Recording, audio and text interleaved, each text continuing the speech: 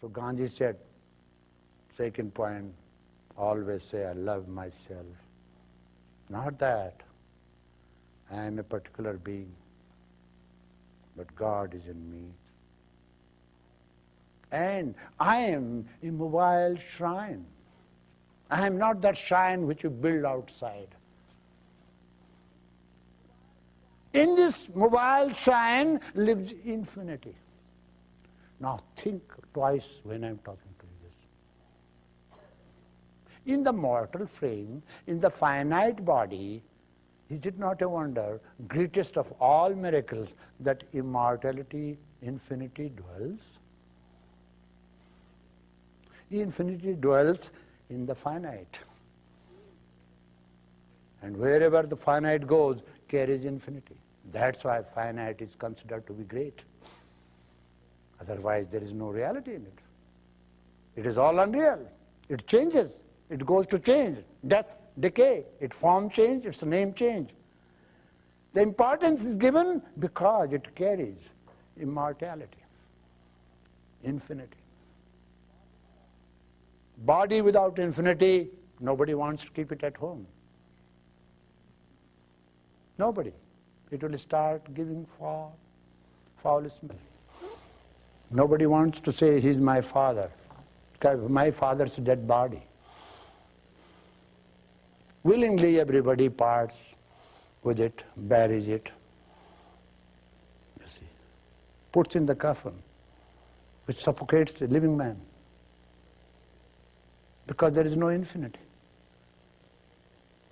So second thing he said, one should feel that I am a living shrine because infinity is in me. I am not great. No, I am just a shrine.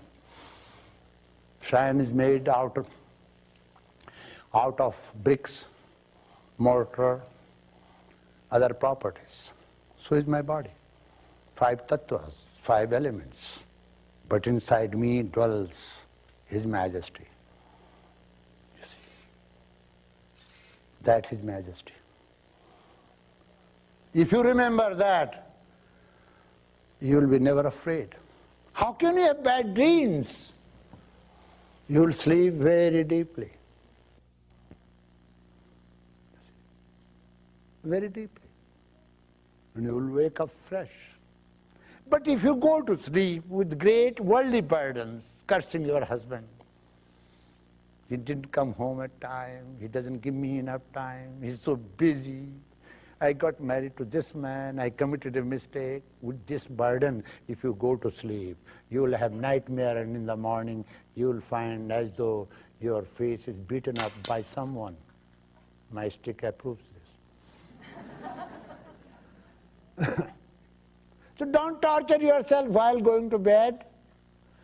Go through this process. First repentance, then prayer, by realizing, contemplating this, that Lord of life lives with me. He's everywhere.